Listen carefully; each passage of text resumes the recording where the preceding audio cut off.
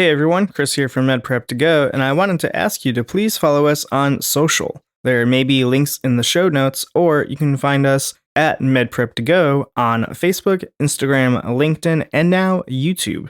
We'd greatly appreciate it as we try to spread the word about MedPrep to Go and keep medical education accessible and affordable. Dr. Raj. Dr. Raj. Dr. Raj Dasgupta. The most interesting pulmonologist in the world. Welcome to the Dr. Raj Podcast, a show all about empowering knowledge, addressing difficult topics, raising awareness, and being positive. Dr. Raj is a quadruple board-certified physician, associate professor of clinical medicine, and the associate program director of Internal Medicine Residency. He was a co-host on the TNT series Chasing the Cure with Ann Curry, as well as a regular on the TV show The Doctors. And now, here's our show.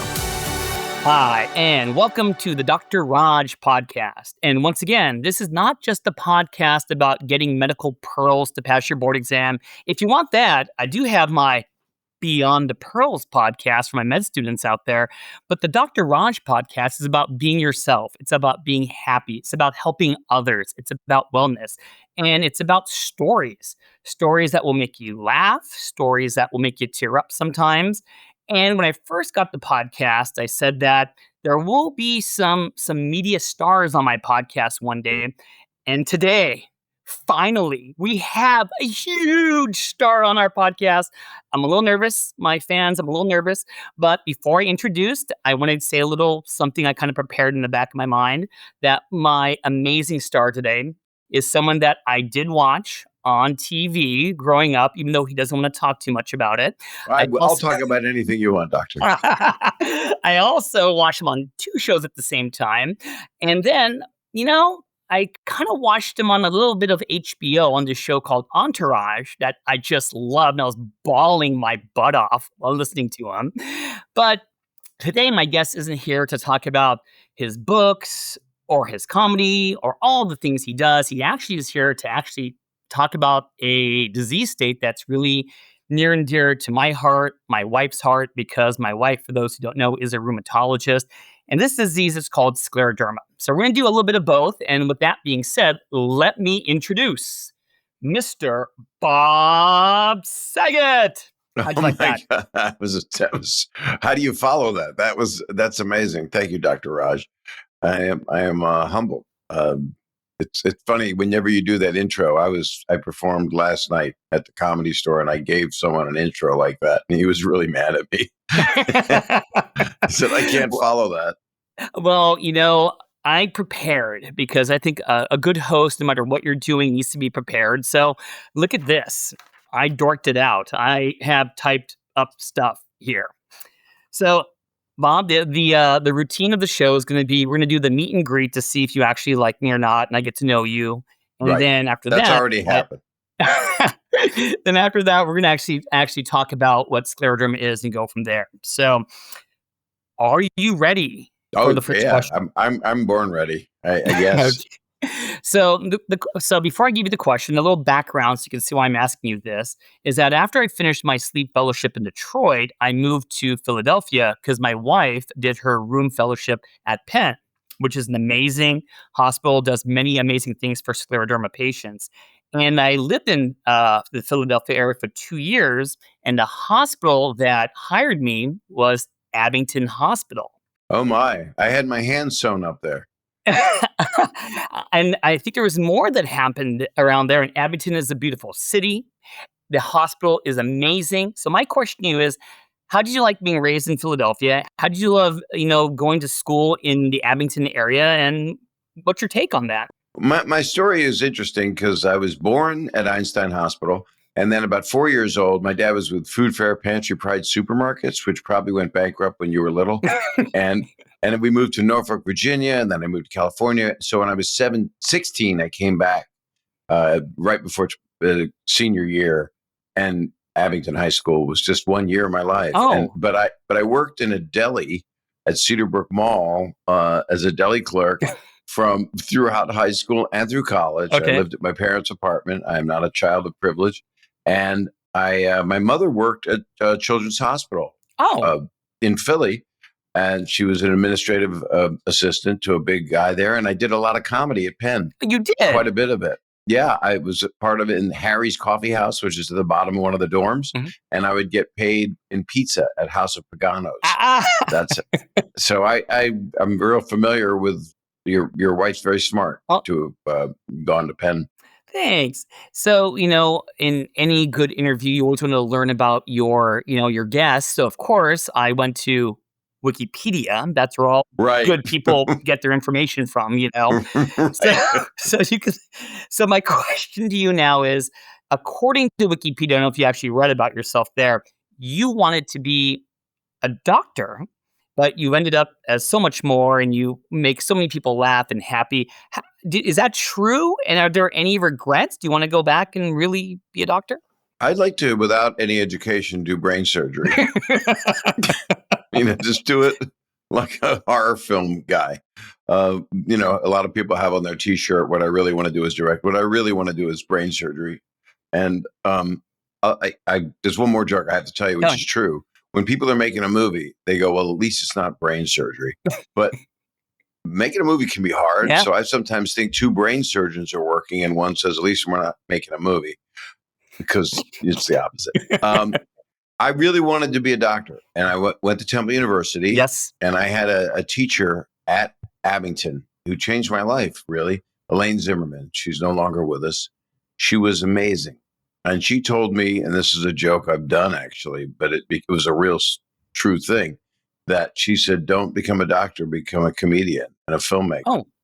And the joke was she saved thousands of lives, because it would not have gone well. I couldn't do chemistry. I couldn't do math. I couldn't do bio. So I was pre-med for one semester, and then I switched over to the radio, television, film department at Temple.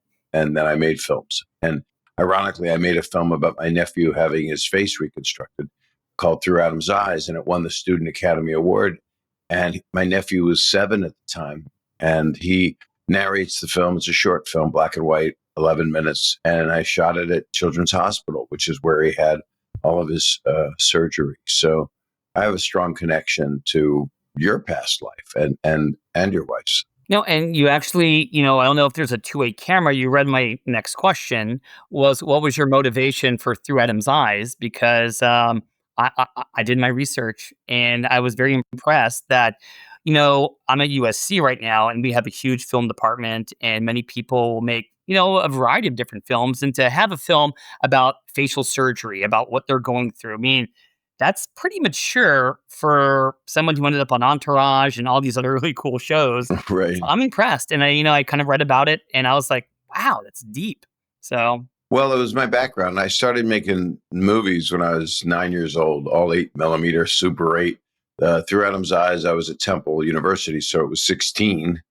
And 16mm, sorry. And that was because I loved my nephew so much, and his story was one that I thought should be told, of what a kid goes through. And he had Treacher-Collins syndrome, which is where your parts of your face are pulled down, and there's not enough bones in your nose structure often.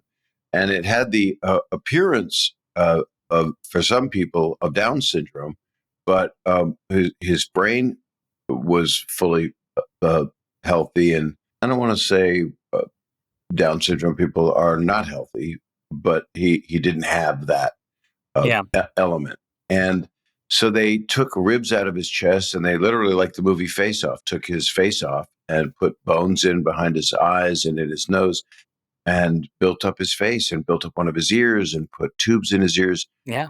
And so he went through quite a hardship, and he's amazing today.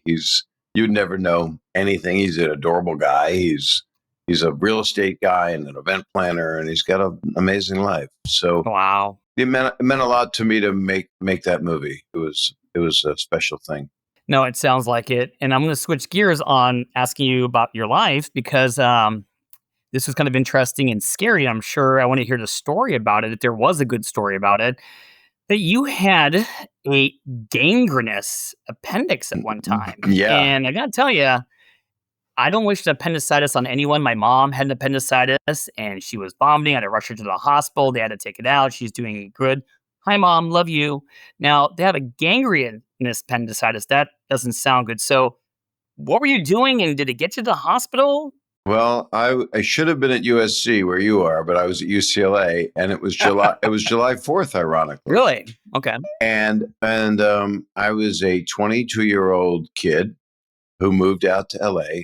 I was going to go to USC film grad school. I got in. I went for 3 days, Oh, and I quit because the owner of the Comedy Store said, "Work here for free," and I did. But then they started paying, and I was there for 8 years, and touring the country and taking acting classes, doing all I did. So at 22, I'm living in my single apartment in Palms, and because it was a straight shot to USC, that's why I moved there. okay. But then I quit, and I had severe pain. The right lower abdominal pain. Quadrant, yep. What is it called? Well, they have quadrants, so it's like kind of like the right lower quadrant, and there are all these dorky medical words there, but Got it. you didn't know that was the appendix at the time, right? You think you had just some gastritis or something? Yes, that's what I usually would think it was because I always ate bad things. And my girlfriend, who later became my wife, who later became my ex-wife, who is now my friend, took me to the hospital. Oh, And she took me to the hospital. And I can't remember how I got there. It couldn't have been my nephew. He was a child. So, he was. There's a button. There's a funny ending to it with my nephew Okay. being 9 and visiting me in California. I don't know how I got there. Anyway, I got there and they didn't have a doctor, and they said you have to wait till 7 a.m. I said, but I'm in severe pain, and it is the worst pain I've ever been through in my life. And as you know, we don't remember pain, but we can remember that it was the worst pain of our life. And they said that it's up there with childbirth, that it can be that bad. right. So they put ice packs on me for 7 to 8 hours and left me for dead, not even thinking. Oh my God. I don't think it had perforated until later in the morning.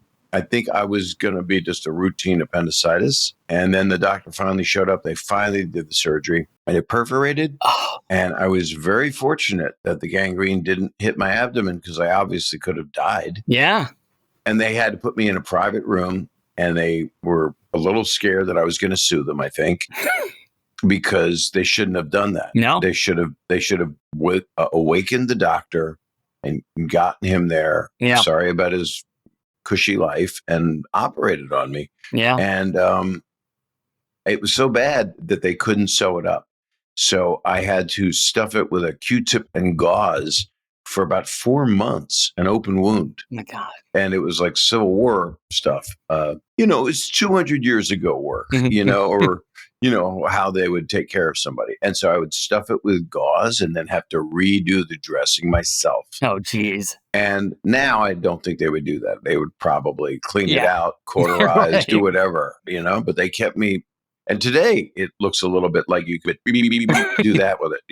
It's not, from here, I'm going to Pilates to try again to get that appendix scar they never closed it up. So it closed up by itself. Oh my So God. that took months. And that was, there's a lot of times my family could have sued hospitals, and we chose not to because I wasn't a suing family. But now I'm in show business, so now all bets are off. But it was pretty scary, Yeah. and people should be aware of it when there's lower right quadrant pain. Wow. That could be one of the things, right? Yeah.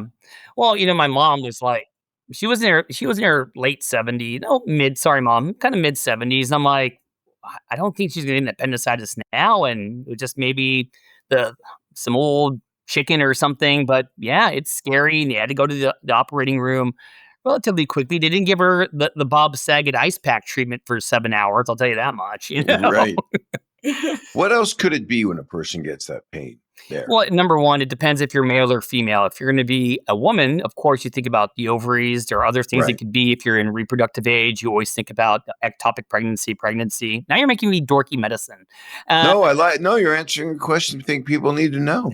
And sometimes even though we memorize in textbooks that the right lower quadrant's where the appendix is, and there's something called McBurney's point tenderness, it always can mimic. And some people get left-sided abdominal pain, some get abdominal pain right in the middle. So I think the important thing is, go to the doctor right away. You don't want a gangrenous appendix.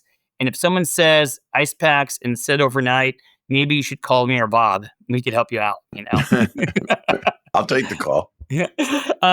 I'm going to switch things up because I purposely picked all these different questions from around. So here's a question I want to ask you.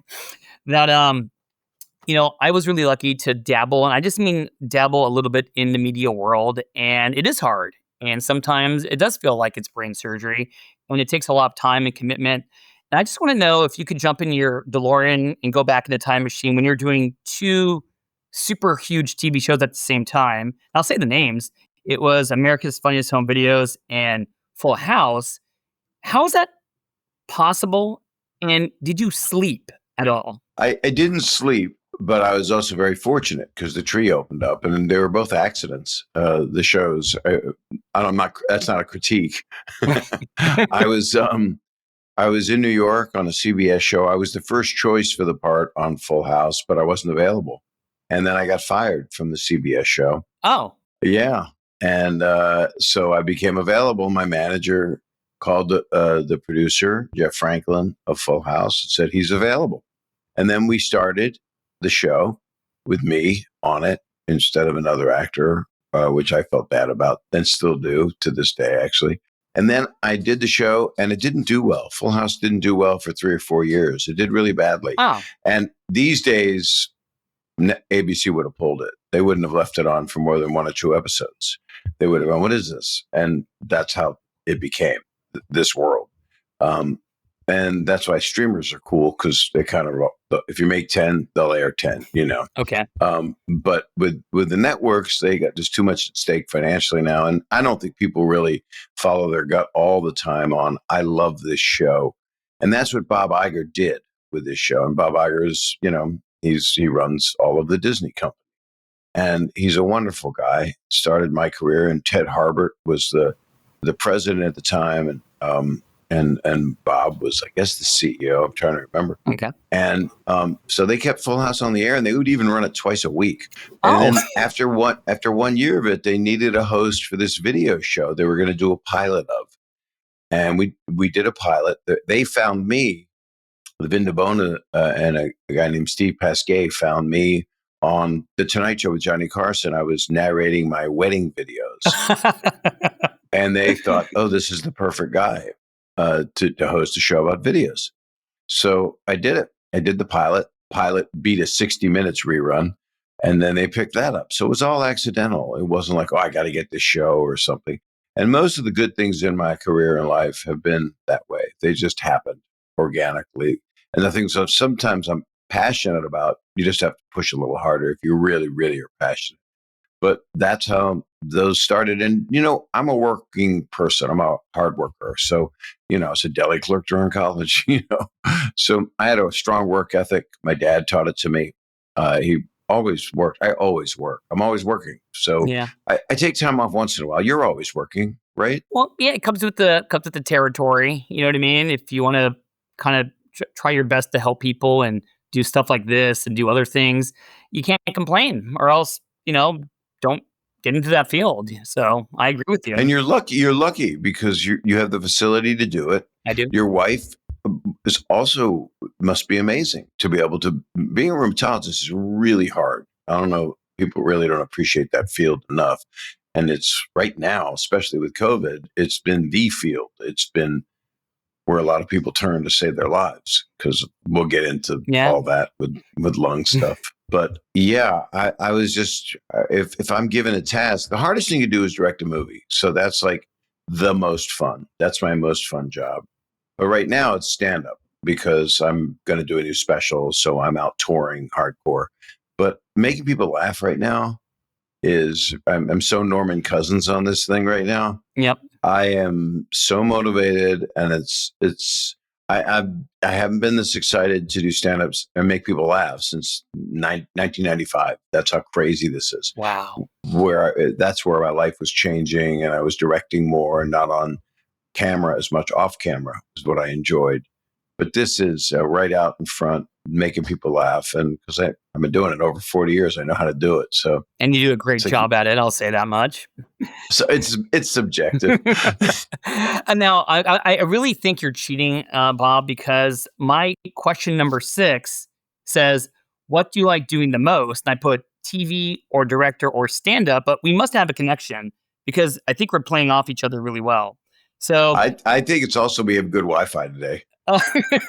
probably. Thanks, Chris. So no, I think that that makes sense. I think that we definitely need laughter at this point. I think that is that the answer for right now? Is that being super pumped up, doing your tour, making people just kind of like give them a little appendicitis when you're laughing? Is that the main thing? Yes, I don't want to drive them to the hospital, but if I'm in a place where people can drink, I'm not helping. I'm enabling. So I just did some shows. I was opening up so many venues that were closed. Atlantic City, I opened the Hard Rock, Cool. the Estes Arena. Yeah. And, but it was only a seventh of the audience because you couldn't do full capacity. Now you can. Yep. Then I was in Houston, and that's like full capacity. And people just want to shoot COVID with a gun, Well said. Well said. Well, let me kind of bounce off that this question I wanted to ask you. So I kind of thought you were going to answer stand up. So my follow-up question is actually, can you just rattle off some people that influenced you in the comedy field, who you admire in the comedy field? Who do you look up to? Yeah, that's pretty easy. There are people that I got to work with and got to know. And when you get to meet your heroes and they don't disappoint and you get to be friends with them, that's like a dream. So there's people that I looked up to, Richard Pryor, and loved him. And I got to know him from hosting at the Comedy Store forever. And I was in a movie with him about I was a young doctor called Critical Condition. And he was a fake doctor. He was an escaped convict who got into a hospital and pretended he was a doctor. He was an imposter in the movie. And Rodney Dangerfield really liked helping young comedians. I was on his first young comedian special on HBO. Don Rickles, loved him a lot, like a dad, and became close with him. I used to sneak in and watch him at 17 years old. No way. In the Latin Casino, which was across in Jersey, right across from Philly. And I saw him open for Frank Sinatra, and then I saw him headline there himself. And I mean, there's a lot of people that I look up to, many that I've met. And I met a couple that were hugely disappointing. And then I met others that I got to know, like Bob Newhart and Norman Lear, who is a magical 98-and-a-half-year-old man who's one of the smartest people any of us could ever know, who changed television. And I just talked about this because there's a CNN series coming on about sitcoms. Mm-hmm. And I'm in it. Bill Carter interviewed me, and I'm actually on with Jake Tapper Friday or next, I don't know when it is, soon. And we talked about it, about the fact that I was watching All in the Family being filmed, Norman Lear doing the warm-up, and I would watch All in the Family and Sanford and Son and the Jeffersons. I was there. I was a teenager in LA, and I wasn't even supposed to be there, but I was tall. And I know Norman Lear's, we get together and smoke cigars, 98.5. Wow. So, right. Your wife might say, hey, I don't know about that, but he's 98.5. Comedians and cigars, or geniuses and cigars, sometimes if you don't inhale. I would love to know your wife's opinion on that. Well, I mean, let me just, I'm a big movie guy on top of medicine. And some of the comedians you just mentioned, I just want to say, I grew up with Back to School with Rodney Dangerfield. And this is not Richard Pryor's best movie, but I love Brewster's Million. That's the one I grew up with in my age. I was Silver balling. Streak. Yep. Yeah. I mean, Stir Crazy. I love Stir Crazy. Yeah. Gene Wilder is amazing. Yeah, the two of them together. And Richard's stand-up is kind of helped change. Lenny Bruce changed things, and Richard Pryor changed things. Yep. And a lot of that stuff, people aren't, they want to cancel a lot of that kind of stuff. And I don't disagree because things have changed. But Richard Pryor's viewpoint holds up to this day, I think. Funny is funny. It's just the times change, and what people, we have to change with the world changing. So I'm definitely aware of that. Me being known as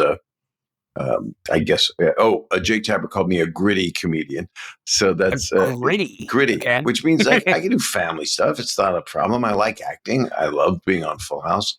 It's just stand up is a different love of mine that is it's like switching gears completely.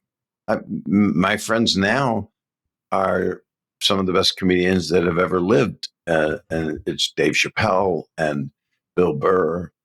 And these are very, very special people. They are. They're pretty brilliant at what they're doing. They're just going to become the new Mount Rushmore. And who wouldn't be here without the other people we mentioned? And before I switch gears, I will say Dave Chappelle is probably my wife's favorite comedian. And before we go to bed, we watch him on Netflix sometimes. So he is the classic show. He's amazing. Now I'm gonna switch gears here. I'm always looking at the time, looking at you, or right in that halfway point. And I do want to talk now about scleroderma and start off with the general question. Why are you so passionate about scleroderma? And how do you explain scleroderma to the public? Meaning that when you talk to all your star friends, like, hey, why are you promoting this? What is scleroderma? How would you explain it? And I may jump in and throw a couple things out. Absolutely. Well, fortunately, I'm on the board of the Scleroderma Research Foundation. And so our chairman, Dr. Luke Evnen, has scleroderma. And so and a few of our board members do as well. And we have an amazing scientific advisory board. If I told you the names, you'd go, or if you looked at our website, you'd go, whoa. I did. Yeah, I did. They're good doctors. Yes. And so they do most of the medical speak for me. But in my layman's terms, I came to know it because my sister, Gay was her name, and she, we don't know what she had in 1991. We couldn't figure it out. She was sick for about 2 to 3 years. It was a pretty quick digression. And I did a movie about it where I reenacted what happened to her, which was doctors going, oh, you have mental problems. Oh, you have lupus. Oh, you have Epstein-Barr. Oh, salt, whatever. And they found they didn't have like the nail test where you can detect, or a blood test. Right. You do the nail. She had Raynaud's arthritis where her fingertips and her toes were blackening at the tips, but they still didn't diagnose it. And they were guinea pigging her with cortisone and prednisone, which sometimes does help open up the lungs, but at a certain point it doesn't. And it can, as you know, make your brain futile if you stay on that stuff, high doses. So she had to come to LA and live with my parents. She really got very sick. And we got her a rheumatologist here in Los Angeles who did not do a good job and was trying his best, but had a little bit of the, I'm sure you've seen it in many doctors, a little bit of a God complex, a little bit. And all he did was guinea pig her and didn't know what to do, I didn't know that there were places like Johns Hopkins, and you said USC has a great center, that there are centers of excellence that the Scleroderma Research Foundation funds that have 3,000 patients that do test trials. And where we're at today is because of what she didn't get the treatment of. And so she progressed, and within 2 years, she was gone. And I was doing the benefit. I started doing the benefit, I think, in 87, 86. And so it's over 30 years. And we raised over $55 million for research. Wow. And so when famous people, they all know about it now because they all had to do the benefit, all the comedians, all the musicians, all the different people that have given so much over these years. Pretty much every comedian has done it. And I've been spearheading it and wanting to help people who I know a young girl, Sophie Ann, she's 10 with scleroderma. And the symptoms, many things happen. With my sister, it looked good for a while because your face gets taut. So it looks like because I understand it's too much collagen, and you would think the opposite because logically, oh no, you should have more elasticity. It's the opposite. And the teeth start to be more pronounced because the lips kind of go away. And the esophagus, that's when patients have trouble swallowing. And yes.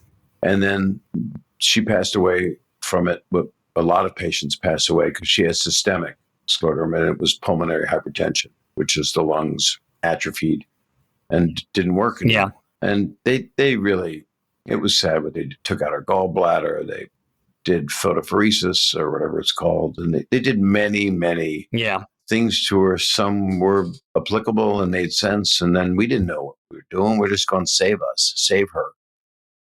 And now, we fund a lot of centers of excellence. It's all about to come out, actually, because we totally revamped everything we've done, and our website and our world. We have a Conquer registry, which allows patients to be registered and then be able to participate in test trials at a hospital near them.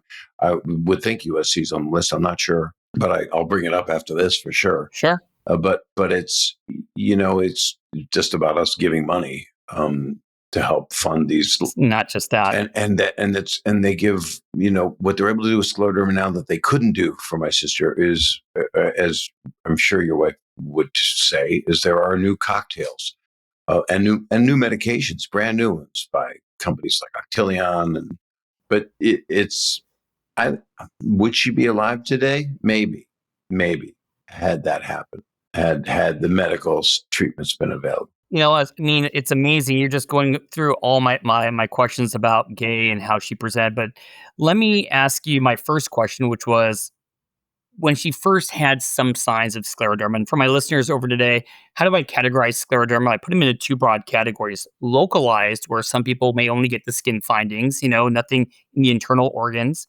or individuals who get what we call systemic sclerosis. And, many doctors will divide that into two types, a limited or diffuse, a diffuse. Yeah. And you're just throwing so many medical words out there, Bob. You're like a doctor itself. It's 38 years. I don't know how many years I've been doing it, but osmosis, because I'm a numbskull. I can't remember anything.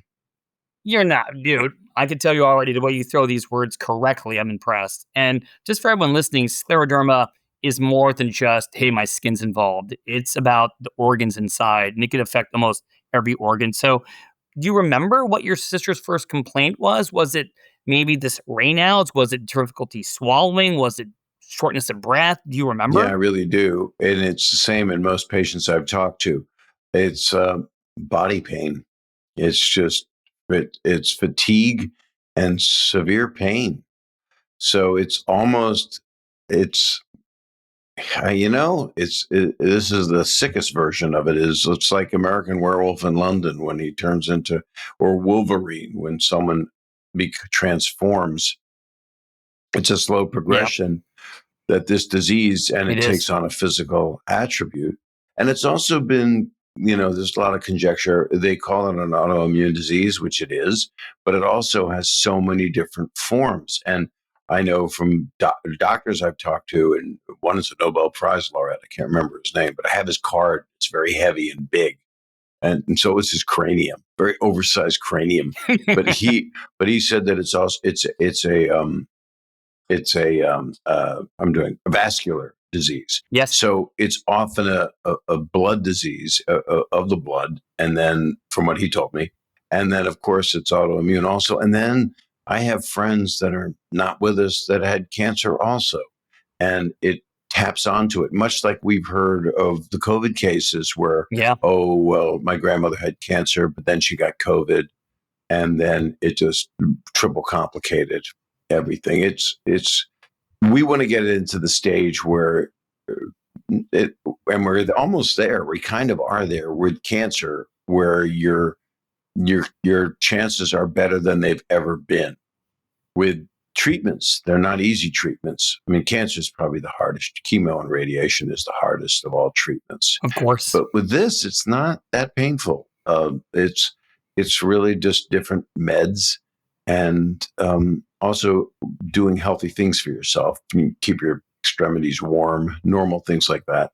Can't eat or drink certain things, although I know people that they drink more. Interestingly enough, and I'm sure you know this and your wife knows this, not unlike COVID, when a person of African descent gets scleroderma, it affects them at a much faster pace and a much more difficult case than a person who is not of African descent. So it's the numbers are interesting, that how it affects different people of different pigmentation. And let me go medical here, is that, the thing about rheumatology that's so tough is that many of your diseases are not common, you know? And then on top of scleroderma, there are individuals that will have scleroderma with no skin findings whatsoever. That's even 3,000 times hard to Right. diagnose. And then I think the hard part and why I'm so impressed with your foundation, I definitely looked at the website and who's involved is because there is no magic bullet for scleroderma. Like, here's your pill and I'll cure your scleroderma.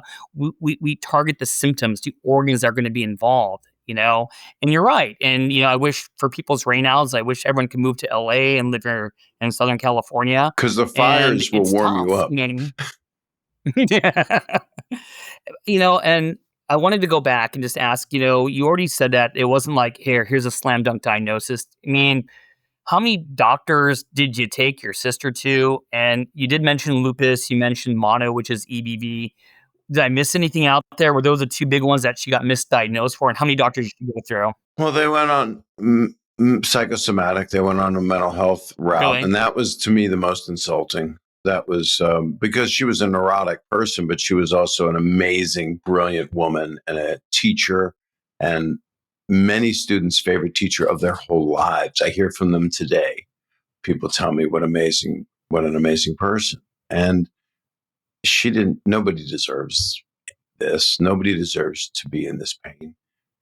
And at the end of her life, I was there with her, and she was saying, "Help me," and I said, I am," and I had to do that horrible thing you don't want to do in hospice, which turns into Yeah. hospice quickly.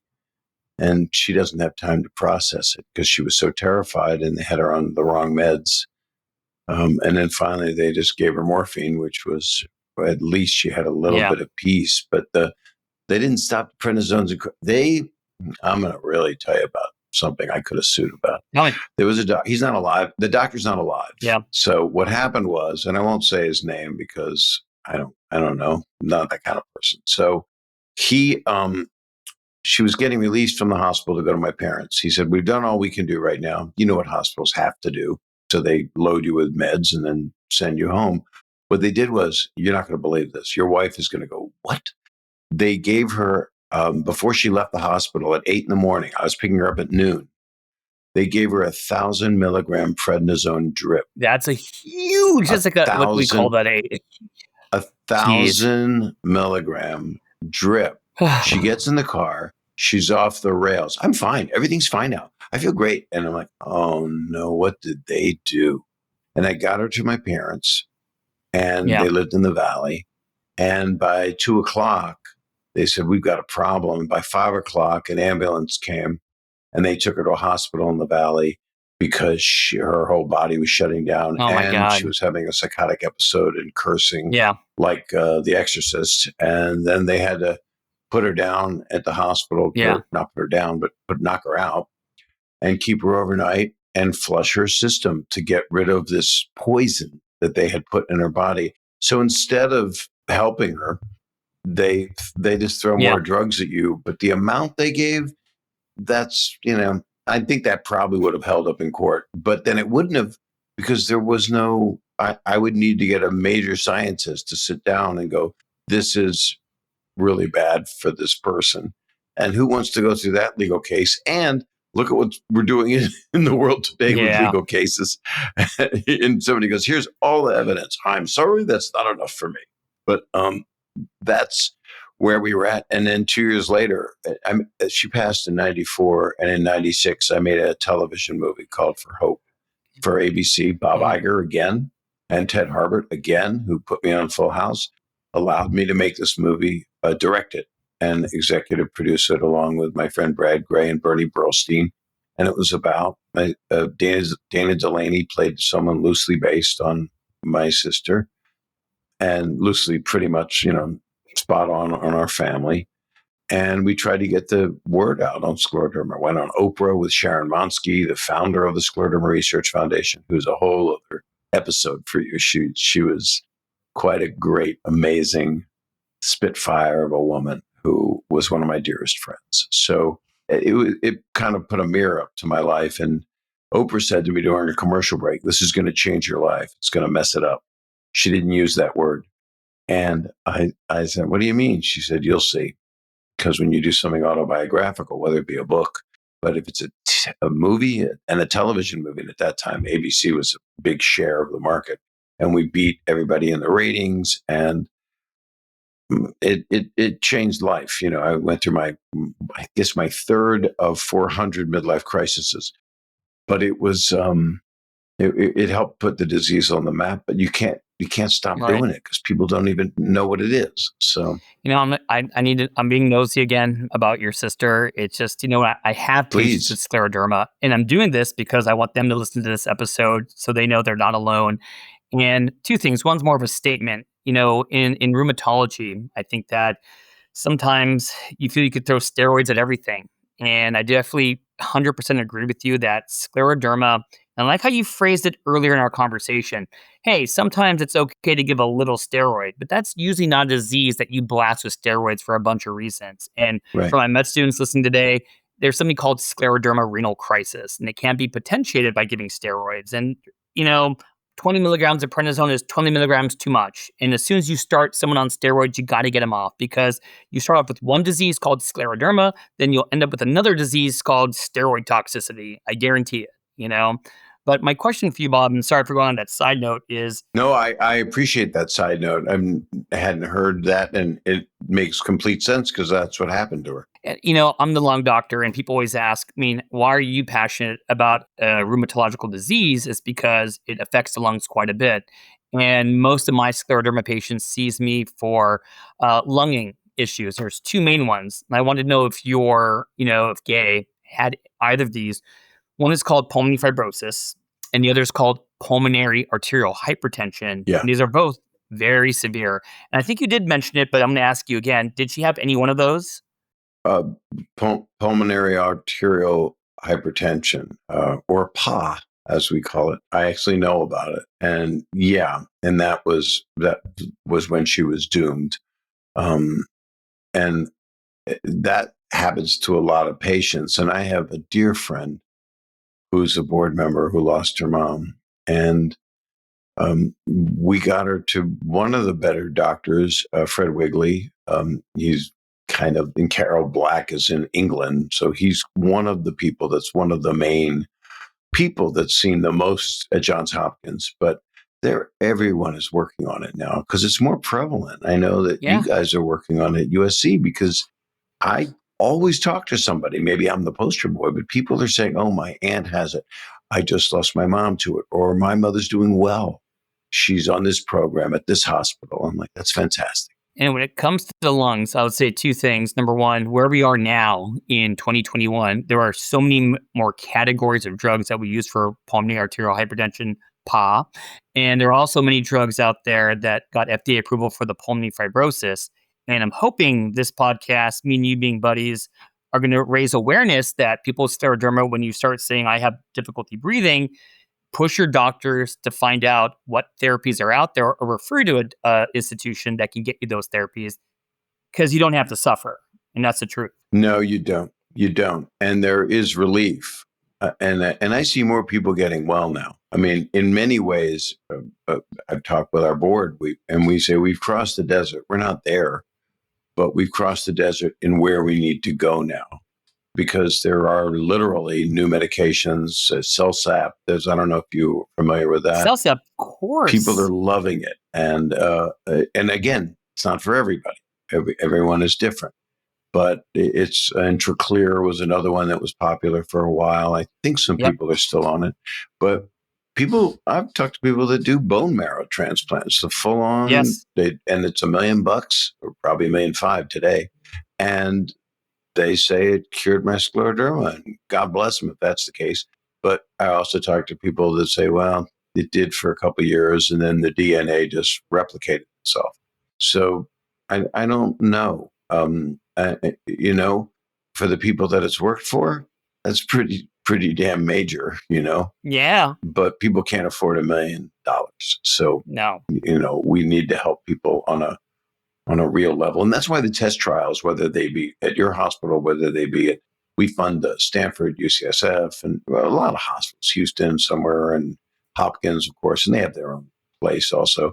But the key is you don't, when you're doing test trials, it doesn't cost you anything because you're part of the research and they're your doctors, but they work with your rheumatologist. So you'll go to a center wherever you go where you find out, and you can find out on our website now. That's the other thing that it's pretty impressive what we've got. We've got some. There's a whole new registry, and the website is srfcure.org.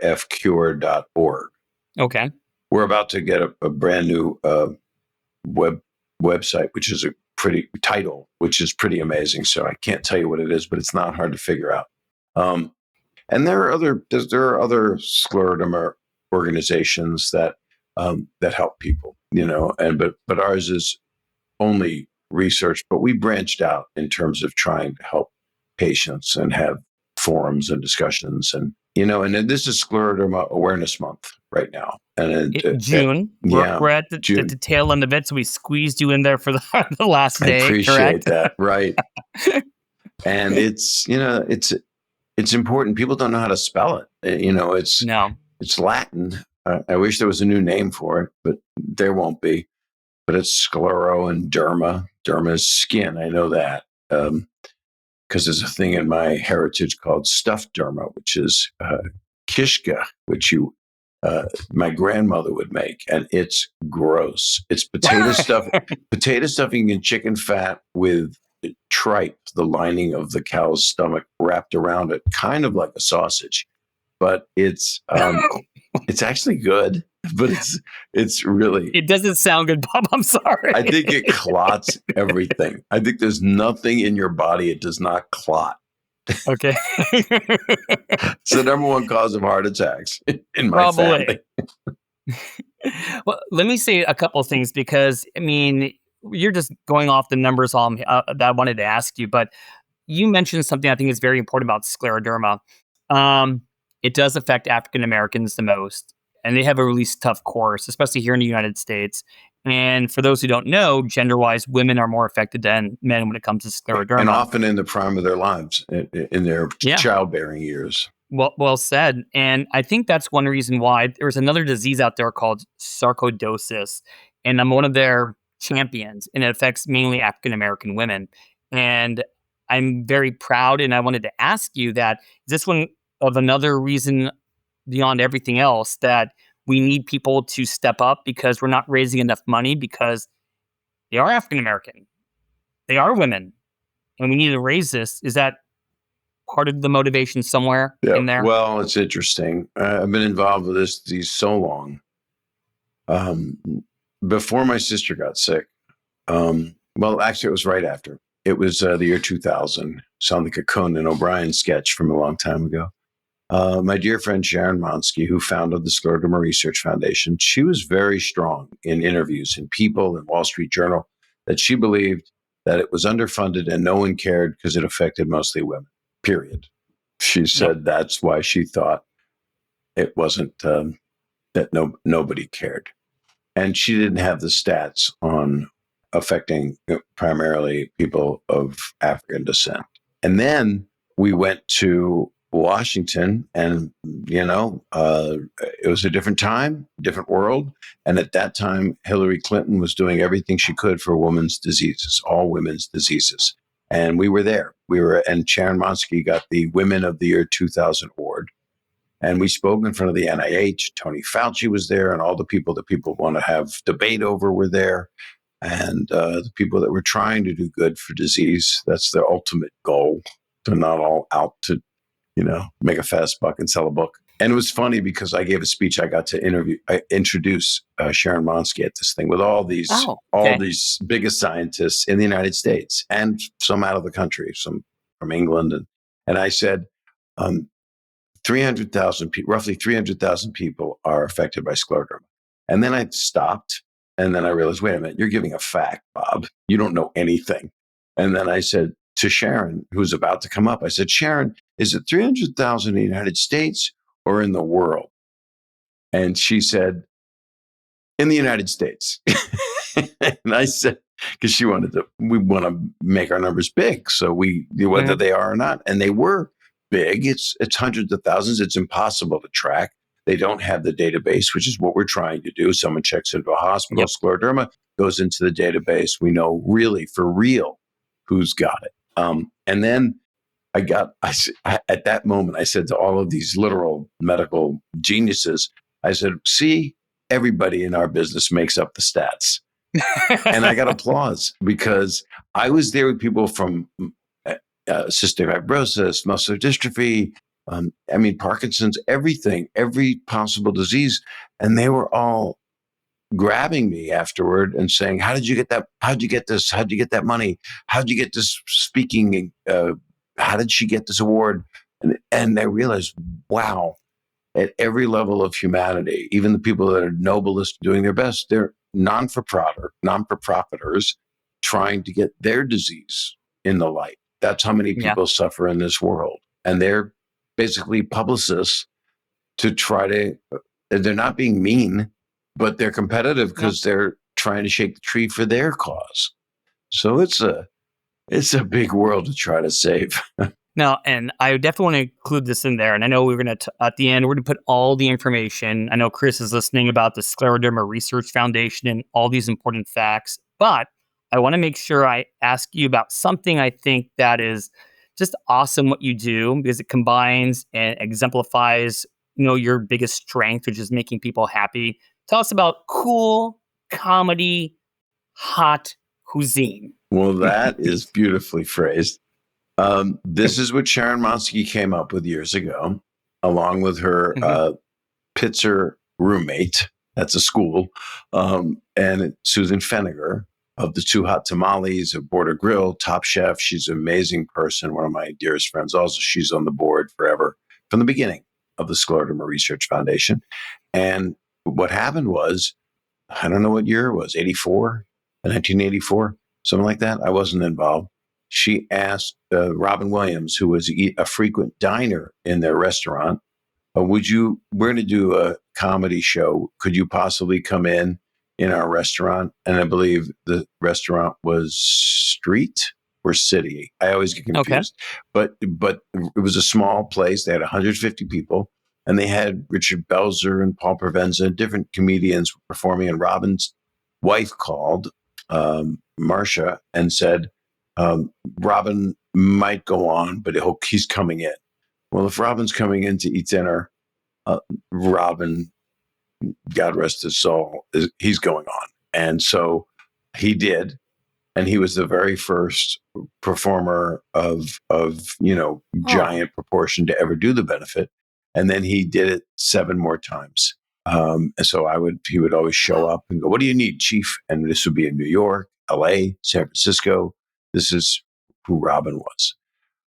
And when you meet people with scleroderma, you kind of don't want to say no. You want to help. So it was a comedy benefit. Yeah. And that's how I met Sharon Monsky. She called me on a cold call and said, hey, do you want to be part of this? And it's amazing food. It's a 5-course meal.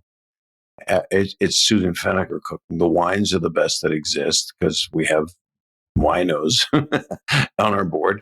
And it's the best comedians that exist. So we would have benefits that Sharon put together with John Candy and Lily Tomlin and just these giant, wonderful people. And then I started to I took over as host, wasn't on the board yet, but started booking talent, asking people to help. And so literally everybody was doing it. And I'll go through the list. Whoopi Goldberg and we just had Dave Chappelle did it in the last one we could do in LA before the shutdown. And so I had Dave Chappelle was on stage with John Mayer singing and John Stamos doing the auction with me and Ray Romano and Ken Jeong, and who's a doctor and one of the sweetest people on the planet. Mm-hmm. We had George Lopez. Rodney Dangerfield, Gary Shandling, literally Bill Bellamy. There have been people from the very beginning that say, please always ask me. John Oliver's done it numerous times. Michael Che did it a few times. He was just on my podcast, and He said that the first time he did it, he was going to wear a Bob Saget T-shirt just to throw me off because he loves practical jokes. Jon Stewart did it. Jerry Seinfeld. It's kind of Cool Comedy Hot Cuisine is our flagship event. We do it in LA, New York, and we were doing it in San Francisco. A lot of towns need repair, and a lot of towns need live events. We were thinking of doing it in the fall again live, but we all decided, I think a smart executive decision, to do a virtual event again. So October 17th, I think it's the first time I'm mentioning it, but we're going to go out with a press release. October 17th will be our next virtual. We did a virtual one last year, and we raised $1.1 million. And to do a virtual event, that's awesome, and do that is pretty amazing. With the help of Joe Gallen, who's a television producer forever, and a lot of wonderful, a lot of my friends gave tapes and did things. Joe McHale and Sarah Silverman, and Stamos was actually hilarious, and Pat Monahan from Train sang, and Kelly Clarkson sang, and John Mayer sang. I mean, it's just the heart of people. When they realize what scleroderma is. So Cool Comedy Hot Cuisine, it gets irreverent. It gets where people are, I'm going to benefit with sick people in here, and people are cursing and having a good time. And it's always been an incredible party. In LA, I'll invite you. We do it at the Beverly Wilshire in the ballroom there. I'll make sure everyone heard it. Oh, it's everyone happening. Heard it. It's happening. I'm finally getting It'll be next year, not this year, because the fundraiser. It'll be when we're not virtual, and then we'll do it again in New York, and because people are coming back, and as long as we don't have all these variants, what a world! So what's deltas and gammas, and who knows what Greek alphabet's going to be coming up? Can I ask you a question? Yeah, anytime. What is the concern between your wife and yourself being in similar fields? I mean, what's the concern with these variants? I mean, if you've been vaccinated, we'd pretty much go, let's just live our lives, but they're it's not legal. It's not the law to wear a mask, but they're recommending it. So I think the answer is always going to come down to, what does a virus do? A virus could only replicate when they're in our cells. They're like little parasites, Bob. They can't do anything on their own. They're like little strands of DNA and RNA. And we know that the longer they're hanging out in our cells, they use us, the more times they're going to replicate. The more times you do something over and over again, the more chance of getting a mutation. So what you got to do is get vaccinated, because it doesn't go in our cells and it doesn't mutate, and we won't get these nasty, nasty deltas and gammas and alphas and betas. Who knows what the next alphabet soup is going to be? So my passion is that if there is something that could help people, whether their immune system's intact or not intact, and, stand up for the people who are older, who've done so much for us, I want to do it. And I always tell everyone, there's so many different guidelines out there. Is it CDC or WHO? Never be bullied around. If you feel that you want to wear that mask and be safe, whether you're indoor or outdoor, you do it, because of the fact that I see lung patients. My wife sees patients who have their immune system is just in disarray. And if one jab or two jabs could, help them out, I'm always on that team. So I'm very passionate about it when it comes to helping people and encouraging people, to get their vaccines. I've been saying I get vaccinated 3 times a week. I like it so much. Now, I want to say a couple more things. So, the Cool Comedy Hot Cuisine is just amazing. And there's so many people that don't even realize when you have a disease that's underdiagnosed, misdiagnosed, when you have a champion out there raising this type of awareness and funds, it's just amazing, because I always believe that these orphan diseases that go under radar, they definitely need a Goliath out there to help them. But I wanted to ask you something. So I'm going to be like the Oprah now. So one thing that I'm very passionate about is writing medical books. And, my wife and I have a book series. And of course, I have it here. It's called Medicine Morning Report, Beyond the Pearls. And my wife, the rheumatologist, has definitely wrote the rheumatology cases. My new my edition of it's coming out soon. Right on the cover, there's someone who has Raynaud's on it. I wanted to know if, number one, if you could write a foreword for us, it would mean so much to me. Sure. And number two, I would be honored if we could take a page of the book and dedicate it to Gay and the Scleroderma Research Foundation, because there is a scleroderma case, and it would just mean the world to me to have a champion like you who's passionate about this disease be associated with the book. It goes everywhere to all the medical students. My God, I'm honored. Thank you. Yeah, it'd be my honor. Just tell me when you need All it right. by. No, I'll take care of all that. Wow. I don't, that's, you just gave me a gift. Thank No, you. you're sharing your story. You're helping so many people. When my scleroderma patients found out that you're going to be doing something like this, number one, they didn't believe me. Number two, they get a little teary-eyed because we don't know people who really are out there who had influence to help disease states out. So it mean a lot. But I wasn't going to do this, but I said that my last question has to be something kind of funny. I wanted to just end on the medical note. So you know where I'm going with this. My question to you, and you could roll your eyes, is Full House ever going to be over? Is it ever going to be done? It's done. It's done. Is it? I mean, it'll never go. I don't think it's ever going to go off the air.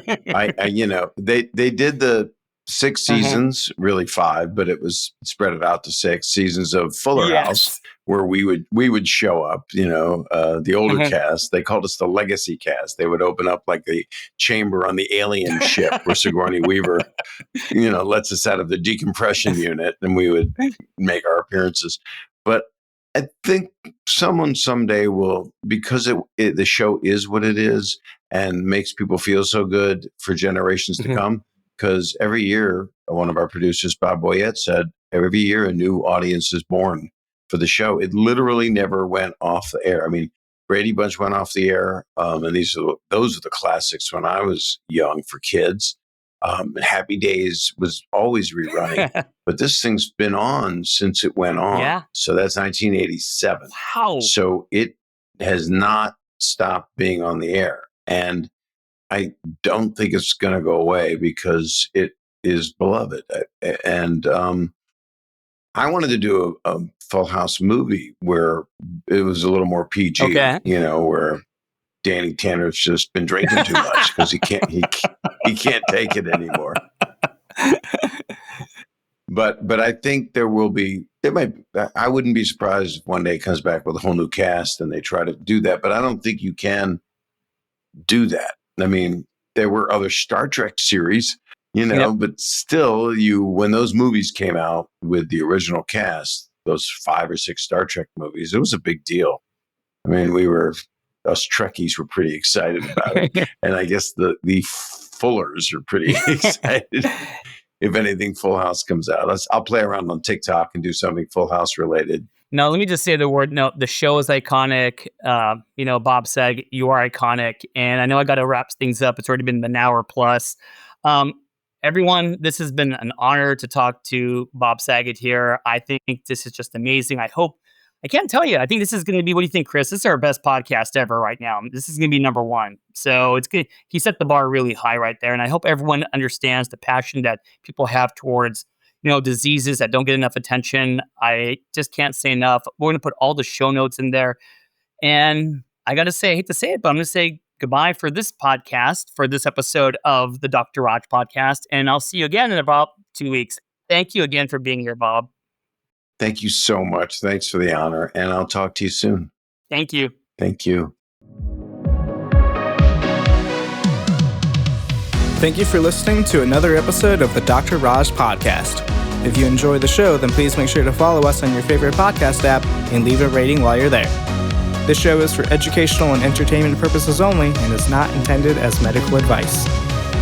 This has been a production of MedPrep to Go, and you can learn more at medprep2go.com.